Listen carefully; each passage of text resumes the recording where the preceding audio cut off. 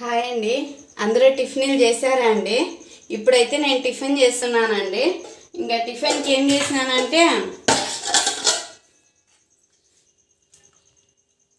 ఇక్కడ చూడండి, పెరుగన్నము, ఎర్రగడ్డ అండి. పెరుగన్నము ఎర్రగడ్డ మన తాతల కాలం నాటిది, మనకి ఎంతో చలువ చేస్తుందండి. నిన్న చేపలు చేసాం కదండి. చేపలు చేయడం వల్ల రొట్టి చేపలే తిన్నారు కానీ అన్నం ఎవరు తినలేదండి. అన్నం చాలా వరకు మిగిలిపోయింది.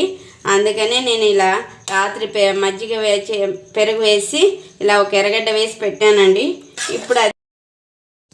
ఇప్పుడు అది తినాలని పెట్టుకుంటున్నానండి.